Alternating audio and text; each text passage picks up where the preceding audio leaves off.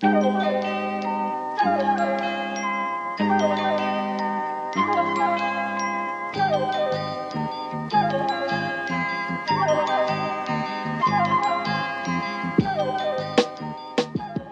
everyone, and welcome to this free episode of TF. It's the free one. It is Riley. It is November. It is Hussein. It is Milo is still in Australia, and we decided not to wake him up at 4 a.m. And instead, we are being joined by now I would say firm favorite recurring guest from the Bureau of Investigative Journalism. It is Emiliano Mellino. Emiliano, how's it going? Well, thank you for having me back on the exploitation beat. Happy to report back the exploitation beat. It's like that's right. There's not a lot of like jobs in investigative journalism where it's like we want you to investigate the nice stuff. Yeah, that's right. Exactly. Why is everything going great in the world? They kind of like put that onto like Atlantic writers and stuff. Yeah. There's a lot less like investigation happening there. That's it. Why don't I write about all the workers who are not being exploited?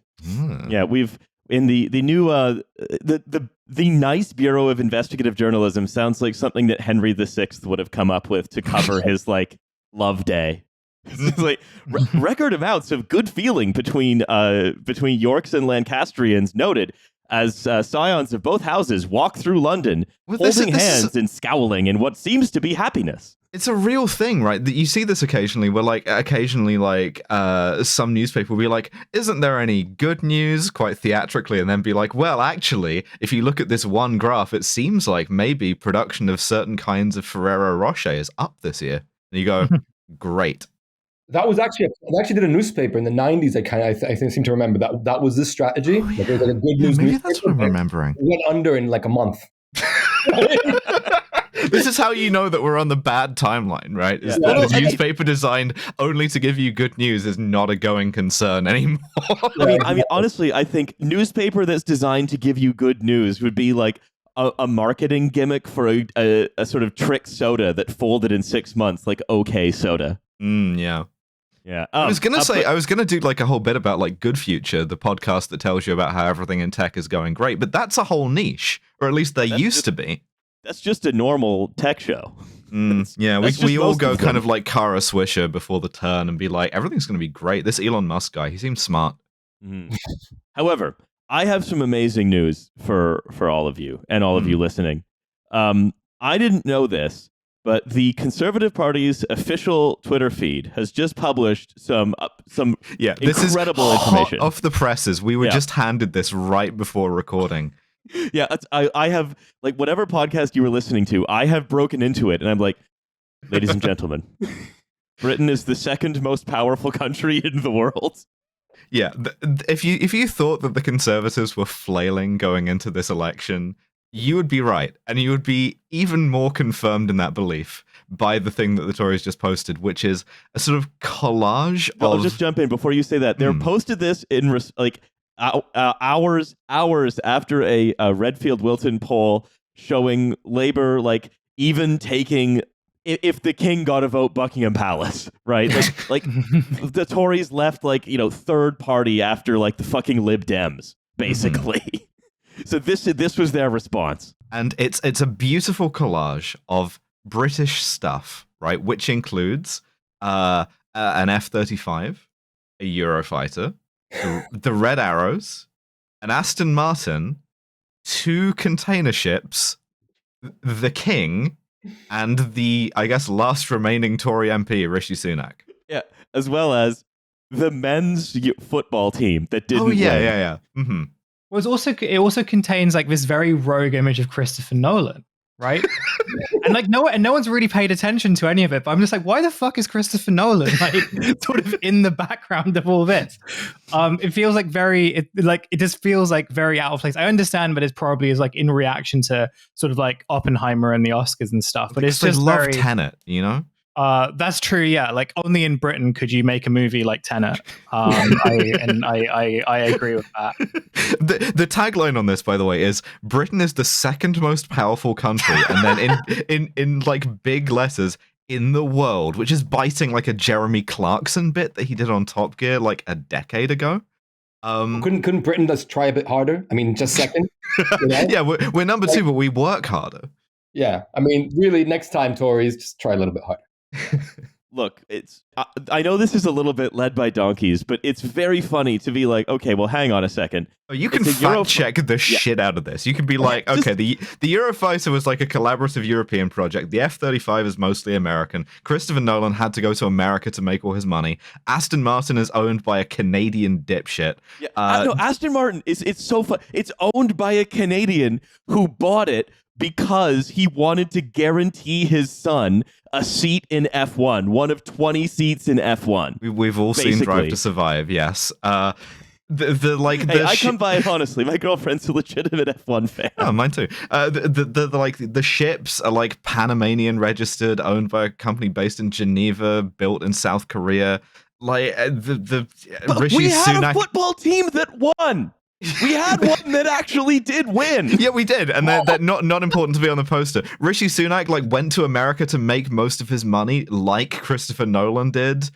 This is like if somebody explained the concept of British soft power in the 90s to someone who was in a room that was swiftly filling up with carbon monoxide, and then in order to this is the pipe, fucking exit bag rule Britannia, is what you're saying.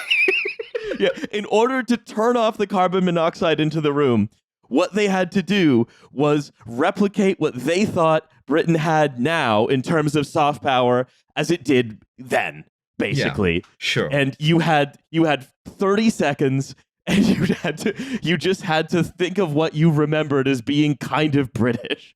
It is. I mean, look, it's a bit of Twitter ephemera. It's not going to be remembered, but I think it should be as just like certain things like what we can think of, whatever comes to mind. They lodge in your head, right? The thing that sticks with me is a Liz Truss banger, which is in government I will be ready to hit the ground from day one.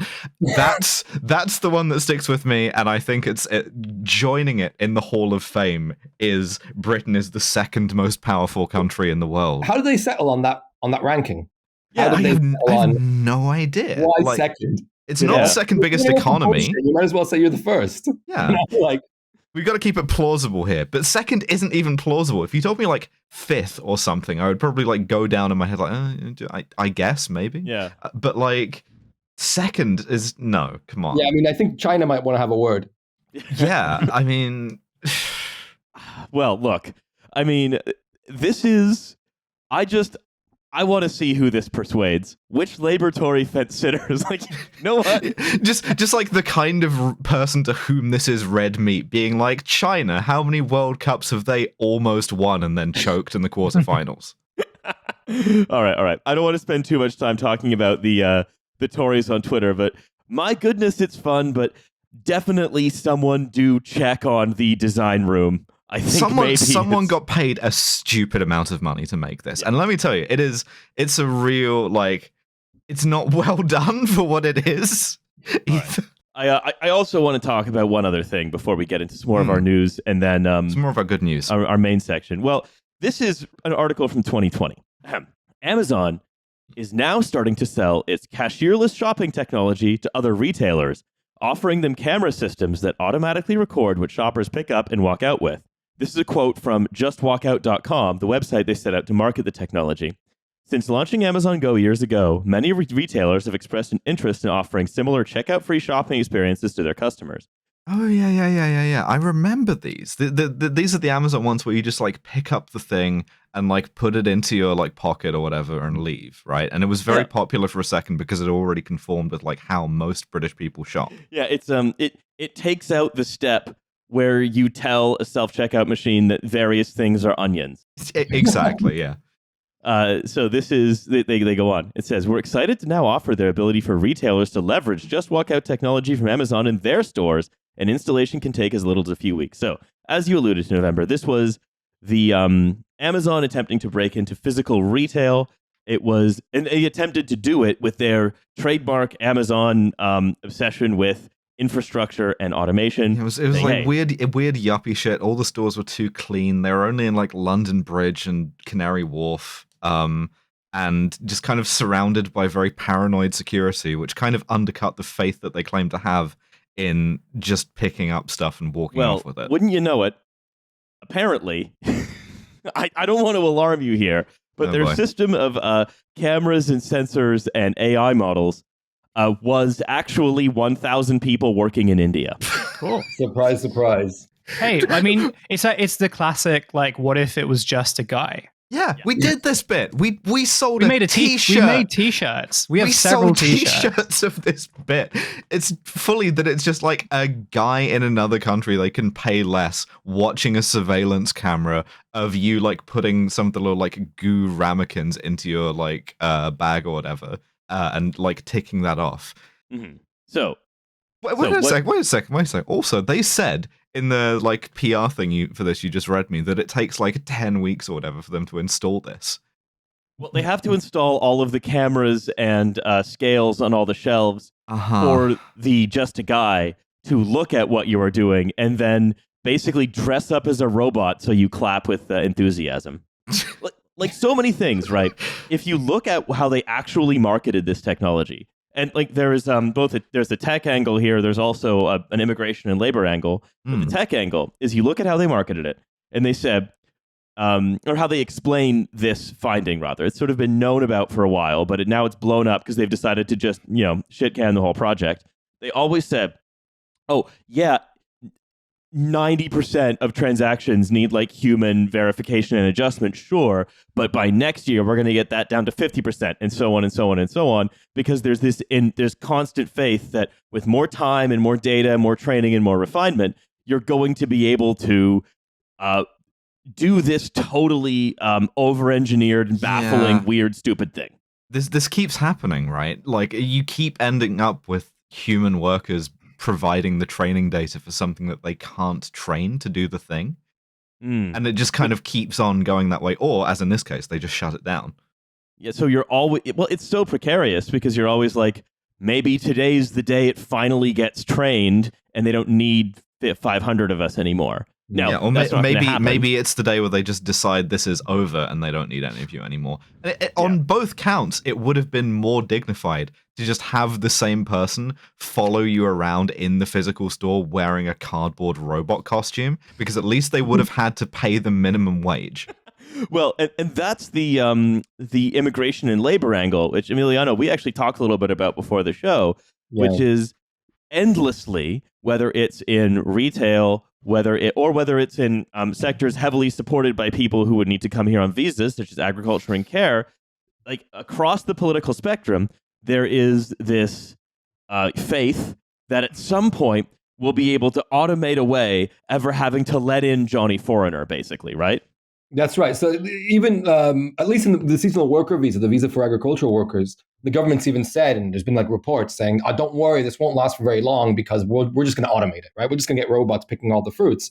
But it's like, I don't know if any of you, when you're trying to pick a raspberry, it's incredibly soft, it's incredibly delicate, and you have to do it at a crazy speed. Is one of the things that a lot of workers found really difficult. You simply can't get a robot to do that, at least not with the current technology, right? Like the Boston Dynamics dog would just absolutely massacre those hedgerows, right? And imagine in care, like even worse. The Boston Dynamics dog has been detailed to wipe your dad's ass, just approaching him at like maximum speed. Flipping over and with cold paw on his butt, terrified old people. I mean, it's a horrific prospect, really. Yeah. But it's not realistic, right? It's not realistic. Well, we've talked about this before. We've seen products whose like application was nominally going to be in care that were like, oh, this is the like friendly robot that's not going to terrify your aged father. And then it just kind of doesn't quite work. We hear like some PR from them, they get a shitload of funding, and then just kind of sink. So friendly or not, like whether they're being pursued by the thing from Black Mirror trying to like wipe their ass or not, it just doesn't work. And also, it's quite possible that a lot of these robots are actually more expensive than paying workers a decent salary, right? Paying them more than what they. Well, like if the guy, like a guy in the cardboard robot costume, right, presumably then has to live in Britain, like commute to the store to follow people around in the cardboard robot costume, spend money, put money back into the economy, like engage with the like culture and fabric of like life in this country in some meaningful way. which he wouldn't, like, you know, working in a call center or whatever. And all of those things, like, they have impacts, and we're just kind of like, no, we don't want to do that either, because that's too much work, you know? And also, like, a UKIP guy might see him. Exactly. I guess the question is, how comfortable would Nigel Farage feel living next door to a family of robots? That is really the real debate we should be having in Britain. Yeah. So we say RIP to Amazon's just walk out technology as we put it in the big bin of that's labeled, turns out it was just a guy. Yeah, we hardly knew you. Yep. And I mean, that's, but although before we move on though, right, like it is quite, I think, you know, a lot, whenever I see something get automated or replaced with AI or whatever, what it always tells me is that if that thing is broadly accepted, it is we as a society, you know, or those people in power, whatever you want to call it, accept that the outcome of this doesn't matter for the people who it's happening to. Mm-hmm. And quality of life doesn't matter for the people who used to do it. And so as like, one of the things I always worry about with Wes Streeting getting really, really, really excited about getting more and more automation into the NHS is he's basically willing to, and the I go to the gender clinic and a guy in a robot suit follows me around. and the enthusiasm as well for having as much of the theater of automation as possible. What it means is, you know, again, like the people who are doing some of the most important jobs that like you can imagine, because like anyone can say, oh, I won't get sick. Anyone can say, oh, I won't fall on some kind of financial hardship. Anyone can say that, but everyone is going to fucking get old, right? And if you're going to increasingly to decrease the quality of care that people get when they get old, either by like hyper exploiting the people who are doing it, keeping them very, very far away and making them do it through a pair of fucking robot arms that you're pretending are automated, or just automating it and say, you know, just fuck it. Let's see what happens when we let the Boston Dynamics dog wipe the ass. Like maybe it will only tear off some of the asses, right? You know, yeah. Maybe you're sort of like your confused aunt has been like attempted to be guided gently back to bed by a big robot arm, but they've turned the strength up too high, and it's just like power slammed her through a building. And so in every case, right, like the process of making sure that people pay for food from the Amazon Go store is not one I'm particularly care about. I don't own the Amazon Go store. It doesn't really affect me. But what you were alluding to again earlier, Emiliano, this like, we want to automate it, and if we can't automate it, we'd like to put a robot arm between the person receiving the care, the person giving the care, so the person giving the care doesn't use the NHS, basically, is, you know, I find that quite alarming, quite worrying. It's all the same thing, right? It's more alienation. It's more layers between like you and service, right? Exactly. I have another piece of news to discuss. Oh, is this going to be a jarring shift in tone? It's going to be a jarring shift in tone, I'm afraid. Which is going back once again to Gaza and Israel. We had a 972 article come out, which basically confirmed a lot of what we said previously. A lot of what we said previously about using AI to pick targets for bombing. And I mean, yeah, it's sort of like the grimmest possible manifestation of the stuff we've kind of still been talking about, right? Is you use it to sort of like provide this space of denial, this like buffer between you and your war crimes, right? Where you go, well, wait a second, I in this military didn't order these war crimes. It was this it was this robot, and it's like an IDF drone operator wearing a robot in fact, suit. What came up in this 972 article, Lavender, the AI system, it's actually worse than we said when we talked about it last, because what we talked about was essentially using AI as a random target justifier, but they are actually using the AI almost uncynically as a casualty maximizer, which again is genocidal activity. That is a war crime. Yeah, it's like prima facie genocidal. Yeah. Yes, and you know, at the same time, you know, there is news has come out that they have essentially triple tapped an aid convoy, which had coordinated its location with the IDF, saying, "We are going to be here. We are aid workers. Please do not bomb our car." had the logo of World Central Kitchen on top of their car. Which, And with then the best will in the world, is a pretty like lib NGO, right? Like the Jose Andres, the like chef who founded it, his like I remember him trying to get like a Spanish government minister in trouble for like supporting Hamas like a couple of months ago, right? And then they bombed the car. They bombed the car that came to rescue the survivors of the first bombing, and they bombed the survivors of that bombing, and have said, in turn, it was an accident, which has then been echoed by sort of the last remaining sort of like... Partisans. Yes. The last remaining partisans and like other sort of mainstream liberals in Britain, but also has like seemed to alienate a lot of erstwhile liberal support. It's been crazy. It's like someone has flicked a switch. Like genuinely, the big like public opinion dial has finally hit the point where like newspapers and stuff are like running cartoons of like Netanyahu with like blood on his hands and stuff. Yeah. And I feel like if you were in this space of like recognizing that any of this might have been bad beforehand, it's just going to make you feel insane, right? Because now it appears to have happened to someone we care about. And they got very unlucky in this case, in a sort of in PR terms, because they killed, apart from anything else, this charity's entire security team, which is full of like big buff white like ex UK special forces guys, who, you know, went there as aid workers, who went there as like security for aid workers, and so now can be like splashed across the Daily Mail to be like, check out these heroes who have been have been killed by Israel, right? Our precious spare operators. Yeah, it really tells you something about who we feel solidarity for, right? As journalists, because we've had now almost 100, or around maybe now more than 100 journalists killed in Gaza, and it's been crickets from our colleagues in the press here in the UK.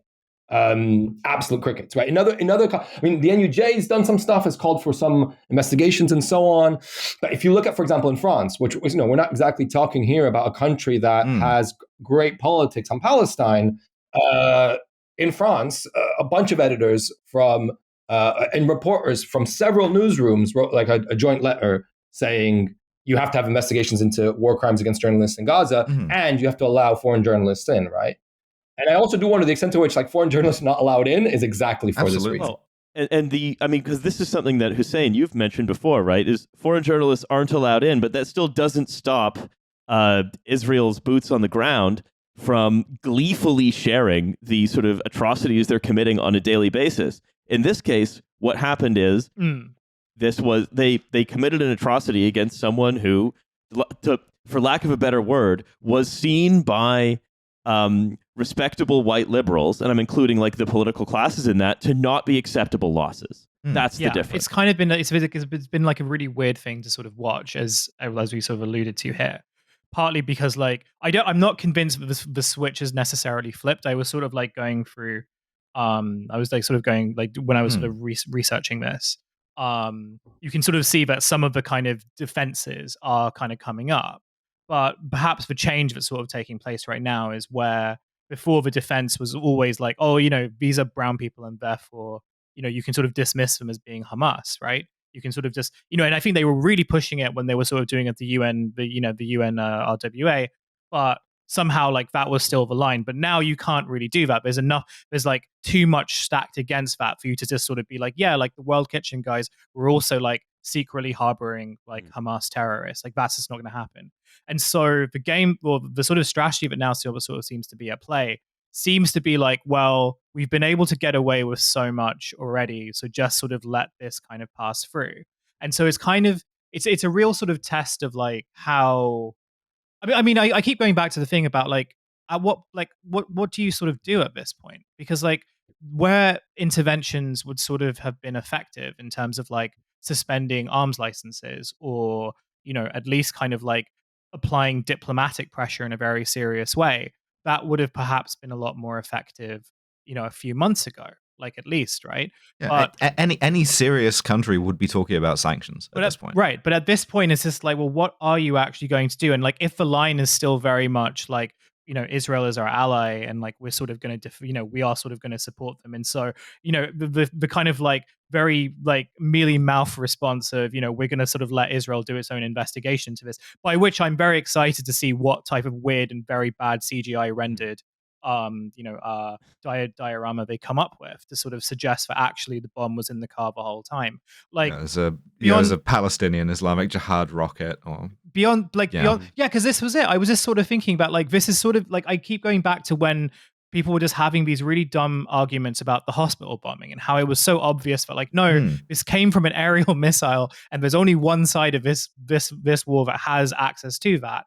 And like the sort of hand wringing over the fact that, oh no, these were actually missiles that were hiding in a hospital all the time. Well, they destroyed the fucking hospital and there was nothing there. There was absolutely nothing there.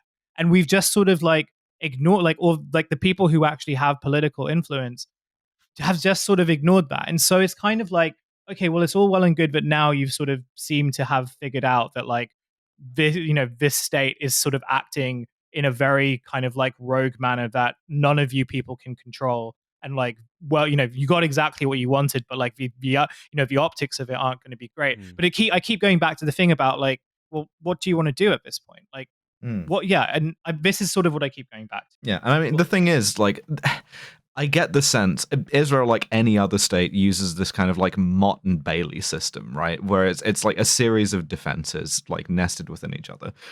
Where it's like, we didn't do this. If we did do it, it was an accident. If we did it on purpose, then it was like a mistake. And if we did it like purposefully, then we like whatever, right? It's fine. We're gonna like discipline those people, except we won't.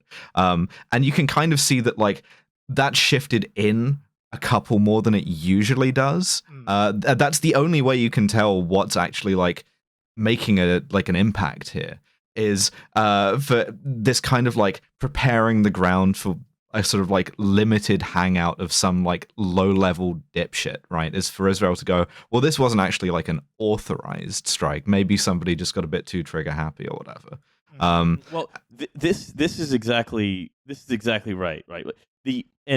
This investigation isn't just being prepared for the benefit of the US and UK, right? Which have, and the UK, the second most powerful country in the world, pretty important. Yeah. But this investigation isn't just being prepared for their benefit, because I think that even though, let's say, cracks in the elite coalition that stands foursquare behind whatever Israel does have begun to show, right, as more and more people, I think, at the margins see this as becoming indefensible. But as you say, Hussein, like the time for them to come across would have been 3 months ago.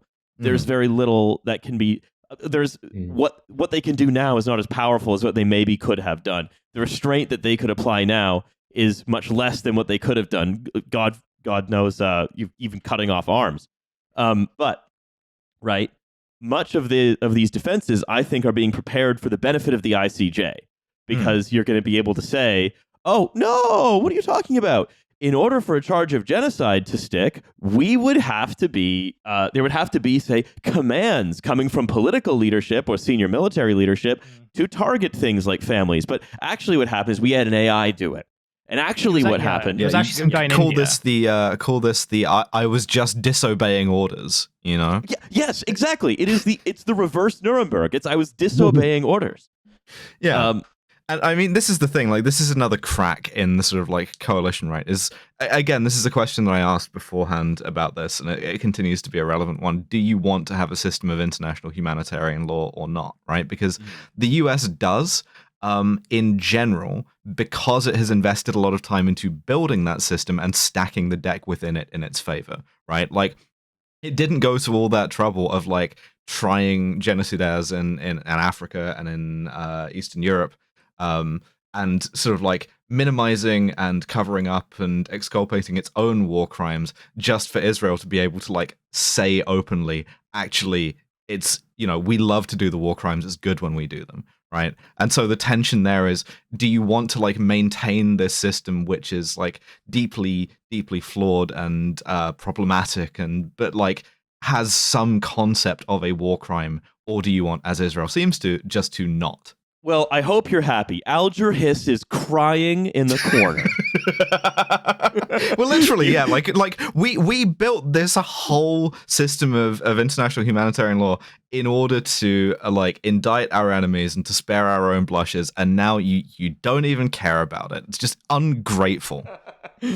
But like what we're driving at, right, is this again. This is the kind of frothing rogue, quite Bircherite, even like, or like ultra reactionary elements are taking apart these systems that are meant to support them because they want to be unleashed to do whatever they wish. Yeah, I am playing poker with like a rigged deck, and I'm about to flip the table anyway. Yeah, and like this one more thing on is on whether or not there are war crimes being committed.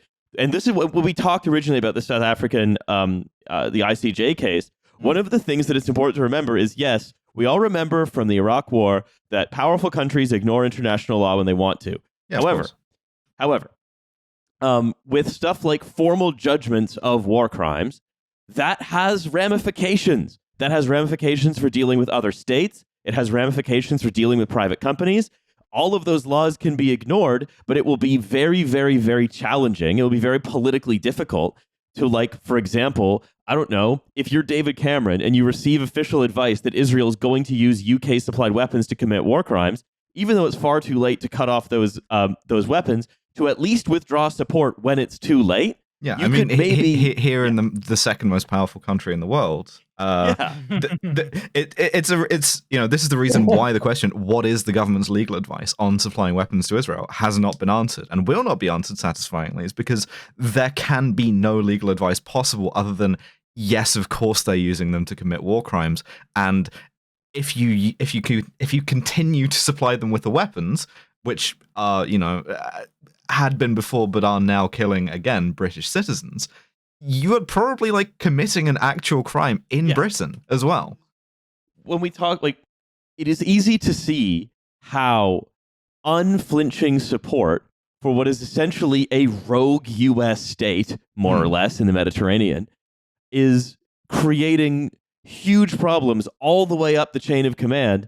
And there is nobody, even in the second most powerful country in the world, and I think there is nobody who, and just like the liberals who sort of realize all too late that maybe they could have actually spoken out against this earlier, or even, God help them, if they're in some position of power or influence, used that power or influence to try to at least do what they could, right? They're realizing that too late. The people who are in positions of power and influence, who are still keeping the faith, who are still holding on, they're going to come to that realization at some point when it is far too late, and further complications, let's say, to put it euphemistically, will have arisen from, for example, I don't know, openly having supported a genocide that has legal implications. Yeah, and as far as the Israelis are concerned, they don't give a fuck, because what they want to do is establish facts on the ground, right? At this point, if you think that like they're going to allow any Palestinians back into northern Gaza, you are dreaming. I think that they want to do the whole thing for the whole of the Gaza Strip. And it doesn't matter to them. It matters to the US and the UK to the extent of not only this, but also whatever the next thing is going to be. Whatever the next like war crime, whatever the next war of aggression is going to be, what the kind of position is allowed to be. I want to bring us around to our final section.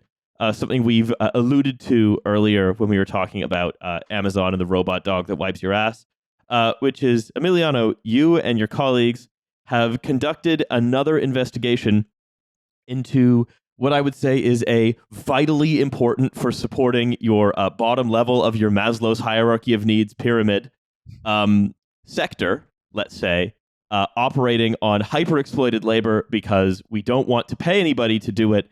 And we want to keep the people who move here to do it more or less in some kind of a work-related prison. Is that overstating the case? Only slightly. I mean, people are. I mean, you say prison, and the metaphor is not that far off, because the visa regimes do really trap workers in exploitative situations, and I'll explain a bit more about what I mean by that. basically, I was previously here talking about the seasonal worker visa. Now we're talking about the health and care visa. Again, like you say, Maslow's hierarchy of needs, care and food, essential things, but both are super high risk sectors for exploitation. They've always been super high risk sectors for exploitation. And the government, faced with this situation and faced with labor shortages in both of these sectors, what does it do? It creates visas that tie the worker either to a recruiter or to an employer, meaning that the recruiter and the employer effectively have control over their immigration conditions to an extent. If you leave the employer, if you leave the recruiter, you lose your visa. If the recruiter drops you, or if the employer fires you, you lose your visa, you lose your right to stay in the UK. And that dynamic just completely expands the possibility for exploitation because you're giving much more power to the employer. So it does really create a kind of prison, like you said. And I would say that the difference between the care work visa and the seasonal worker visa, and we talked about all that exploitation happening in the seasonal worker visa. I think the problem with the health and care visa is significantly larger, a different order of magnitude. And the investigation we did was based on the testimony of around 175 workers, but I'm very confident that this is affecting many, many more workers. And I think when the dust settles on this and we look back, this will be a crisis in terms of the human damage that it's done. It will be on the par with Windrush and on the par with the post office scandal, the post office Horizon scandal, quite easily.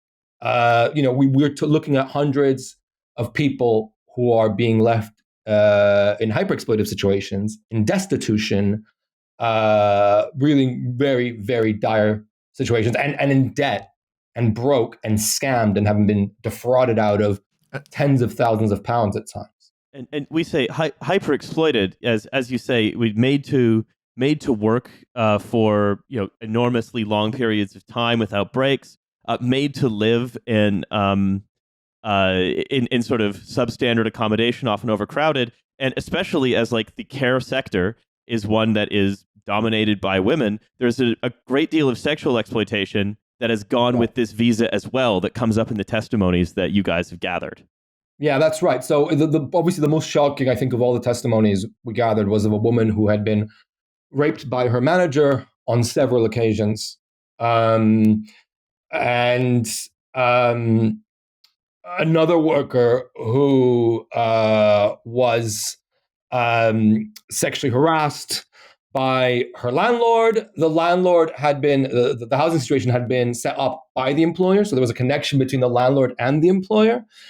And in both these cases, the workers didn't blow the whistle. They didn't blow the whistle because of this fundamental problem with the visa. The moment you do blow the whistle, the employer can very easily sack you.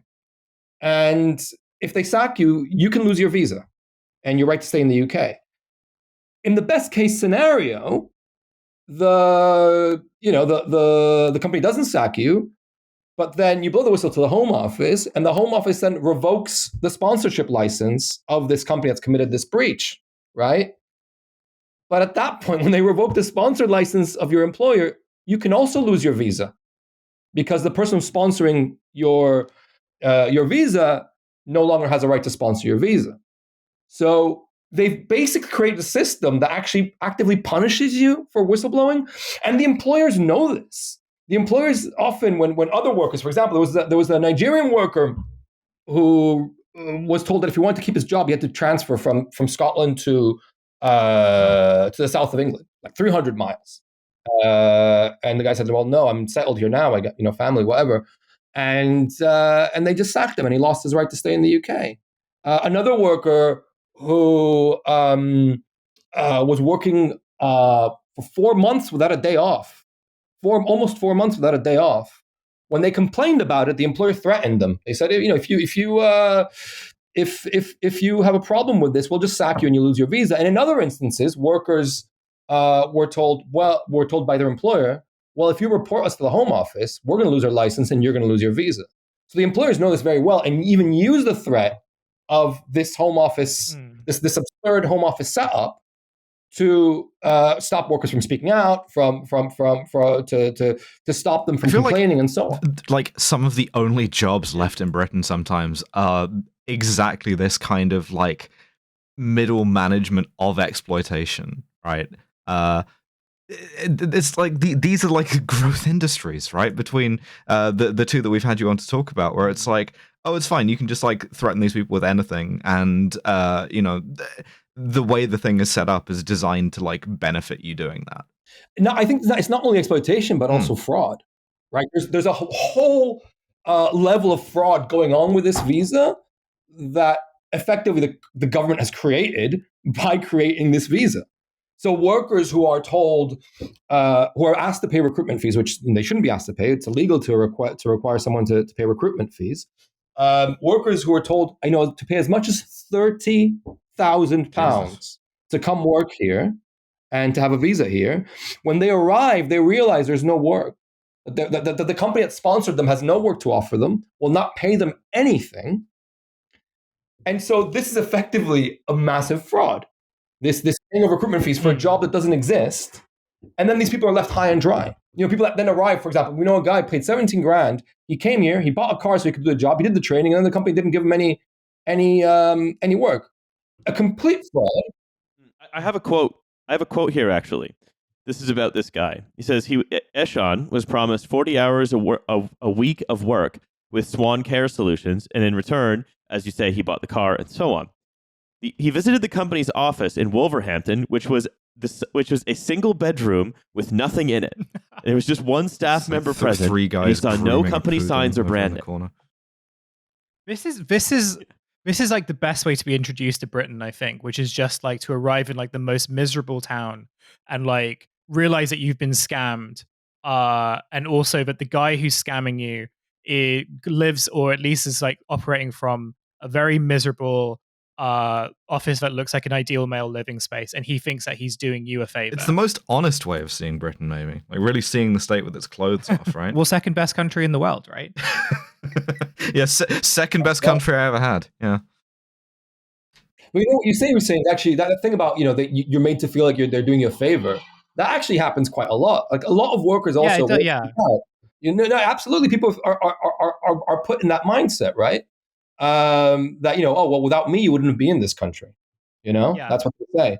And so people feel in this very stuck position. I mean, it really one of the things that we didn't really I'm not sure if we drove across in the piece sufficiently is like how it completely destroys people, like their confidence, their sense of self. Because this is the biggest investment they've ever made in their life. The big hope for the whole family, they're gonna come to the UK where wages are higher and so on, and create a better life for themselves and potentially for their families and their families back home, and then ultimately it's a complete scam.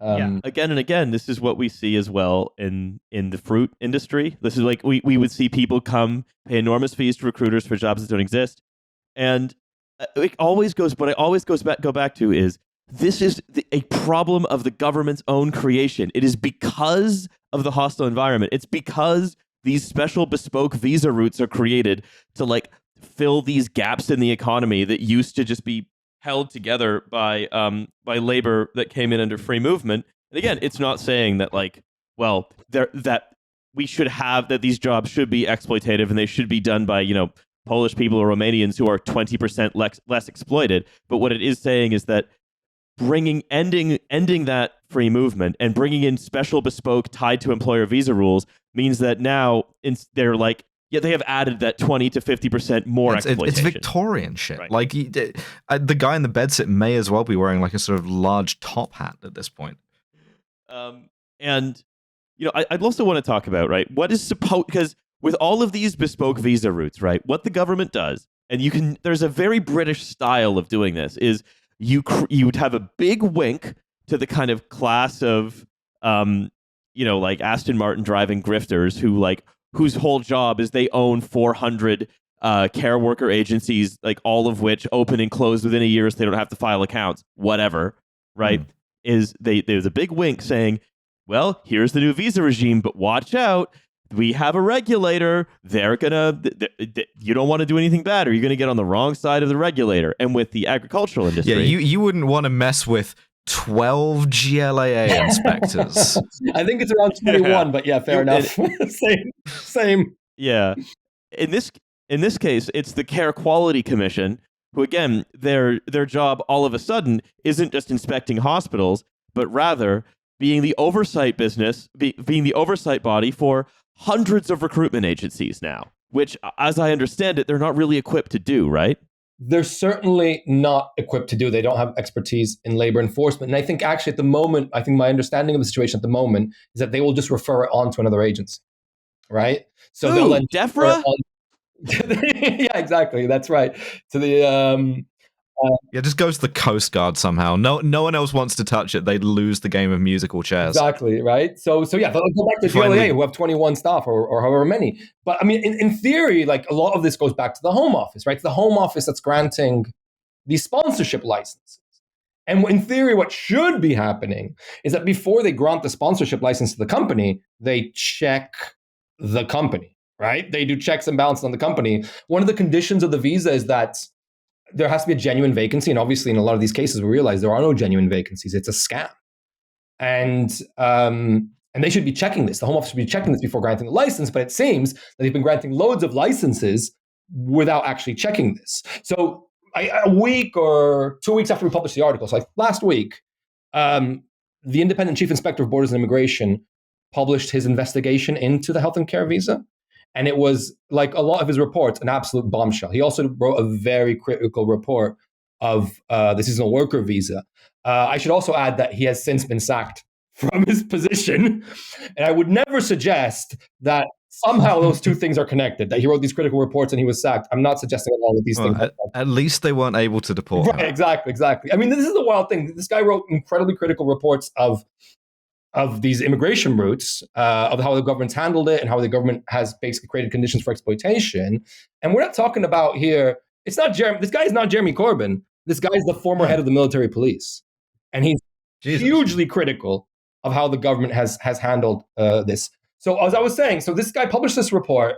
The report looked a lot into what the government was actually doing in terms of actually checking and doing compliance work before giving these licenses. And this is the kind of stuff that he found. He found, okay, there's one inspector for every 1,600 skilled worker sponsors. So for every 1,600 companies, there's only one. Not workers, sponsors. Sponsors, right? Oh my God. One inspector, right? The government granted a license to a company and gave it the right to sponsor 275 workers to one company. It gave her the capacity to sponsor 275 workers. Turns out that company didn't exist.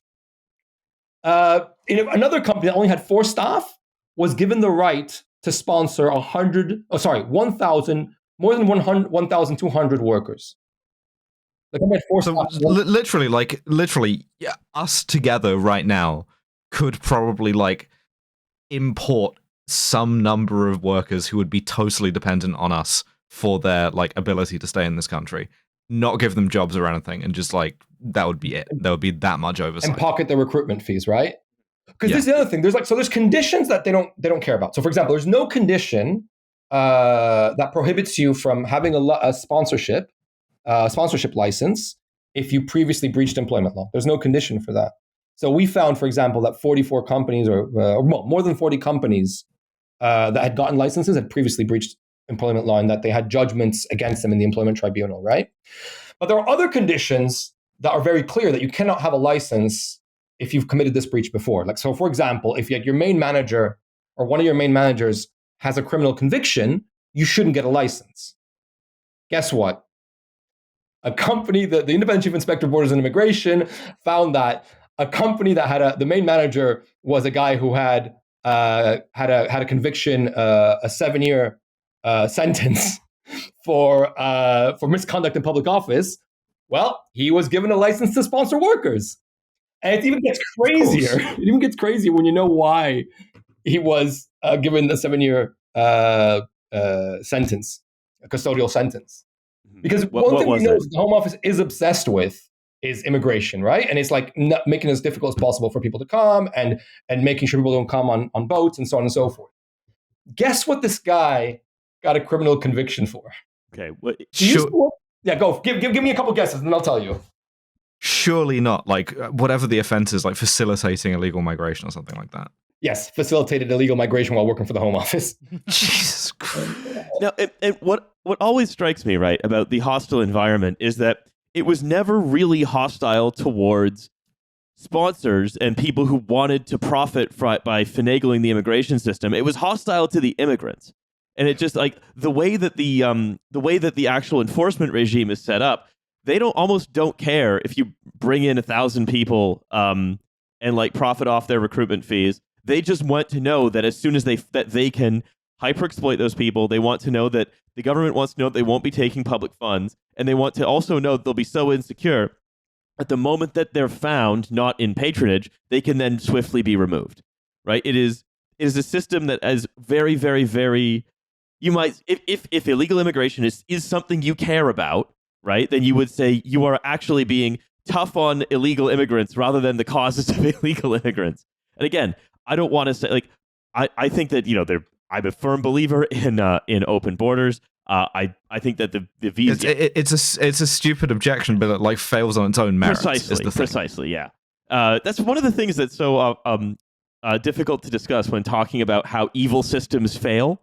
Where it's like it's like even by the things that you claim to want, it is doing a shitty Well, job. indeed. Like the hostile environment is coming face to face with austerity, right? And like having as thin a state as possible. Because one of the things you find is like a lot of these mistakes, or a lot not mistakes, well, a lot of this chaos in the Home Office with this visa seems to be, at least from what the independent chief inspector says, just mismanagement and not having the staff to do the compliance work. Right? They used to do in-person inspections prior to granting licenses, but then the pandemic happened, so these became online, and then they also had like funding pressures. So doing them online is better than doing them in person because it's cheaper. Yeah. You know what we're really talking about? You know what we're talking about? We are talking about the American candy storification of the British state, basically. Yeah, it's like sorry you have been fired for like whistleblowing. You will now be forced to leave the country. Would you like to buy like a box of Fruit Loops on the way out? Yeah. And it's not just that the more and more parts of the British state are becoming like like American candy stores, like these Potemkin businesses or regulatory organizations. It's American candy stores talking to one another.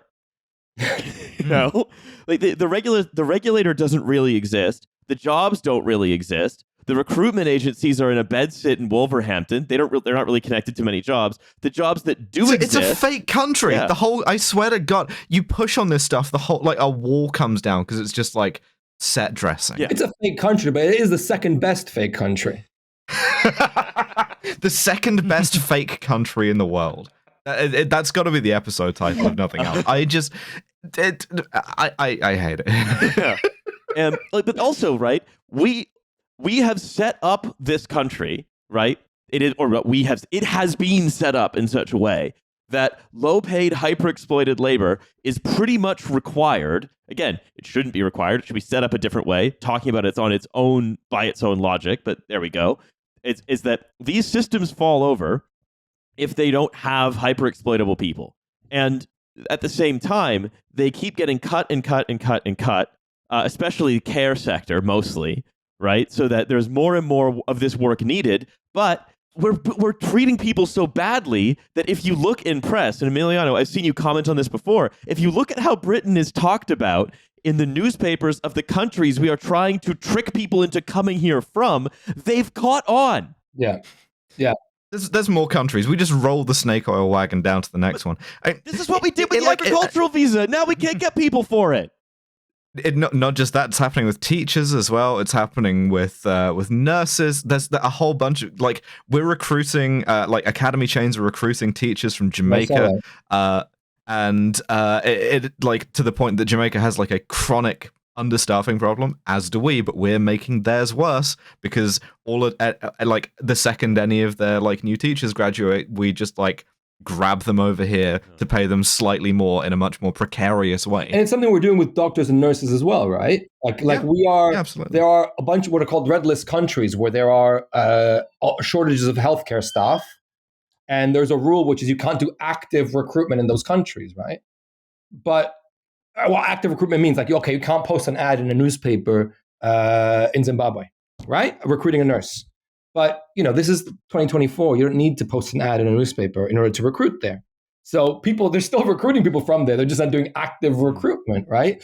And there's an impact in these countries' healthcare systems. But obviously, like, the promise of pay here is much higher if you get paid.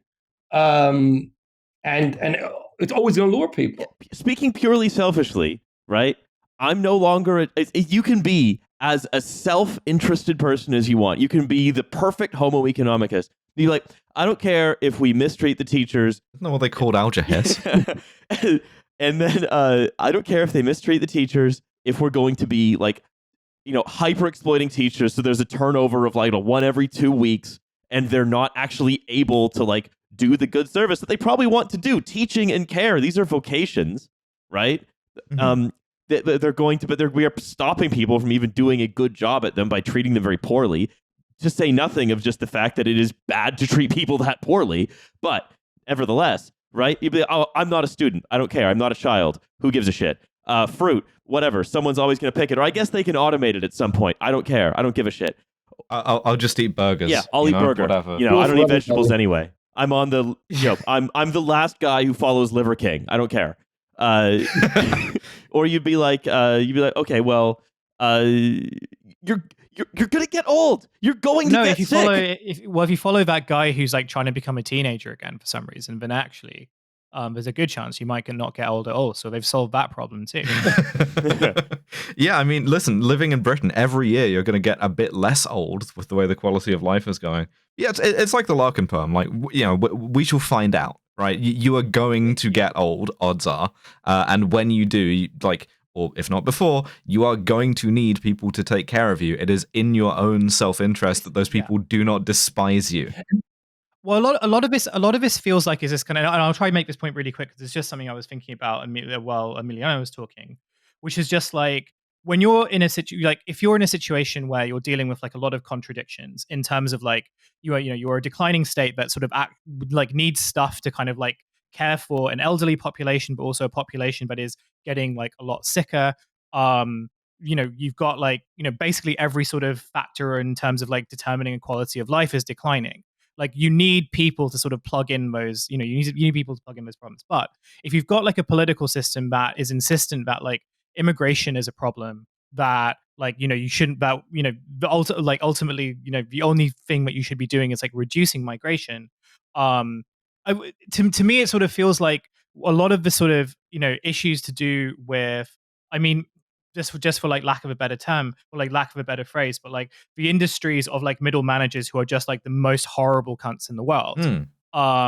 Like this sort of comes out of, it feels like it sort of comes out of the contradictions and more broadly, sort of like the British political, the Brit, like in terms of British politics, just being in consistent denial. Whether that denial is like that you are the second greatest country on earth, or if you are like the opposition, that you are the second greatest country on earth, but you just need some more reform to do it, or like for people to believe it. And so as a result, what you end, and whenever we talk about reform, or whenever reform is talked about, what we are effectively talking about are, let's add even more technology or more middle managers, or in more likely cases, both, because the middle managers are going to have to sort of like not even manage the technology, but sort of interact with it in very strange ways. And the people who are sort of being trapped in the gaps of that are the most marginalized in society. And that isn't necessarily immigrants. Those are also disabled people. Those are poor people. We don't need to like sort of go through the whole list, but the people who sort of like have to sort of deal with this kind of like contradiction that is being, or these contradictions that are trying to be resolved by technology that doesn't work and certainly doesn't like live up to the promises that its like creators are doing. And like within all of that, the people, like the way in which like this system has to keep on working, because it's the only way that like people make money, because you can't really make money as a landlord anymore.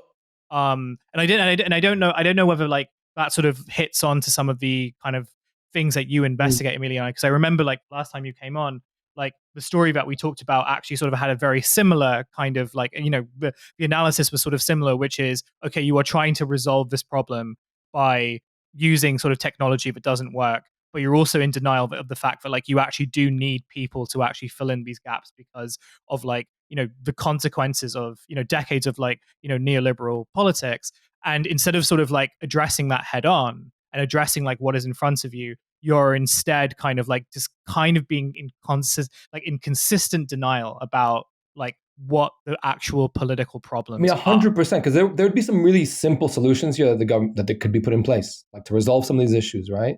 But there's such an obsession with cutting immigration numbers. So I think it was today I saw a tweet where the government's kind of doing the Home Office did a tweet, which was like, oh, we're just amazing at cutting immigration numbers. That was like the gist of the tweet. We're like the best at cutting immigration numbers. Look at all these things we've done to cut immigration numbers. But what we know is that there has been a need for these workers, and so there's been this huge expansion of these visa schemes, right? And at the same time, what are the policies the government announces that it's very proud to have to cut immigration numbers, right? One of the main ones was, well, we're going to make it so that care workers can't bring their families, making it into the only skilled worker visa that has that ban, right? Like punishing these people. Like these people have been punished already by the setup of the system. We're going to punish them a bit more. Where instead of, because that will guarantee them a cut in numbers of net migration, instead of thinking all the ways that you could fix this huge crisis you have.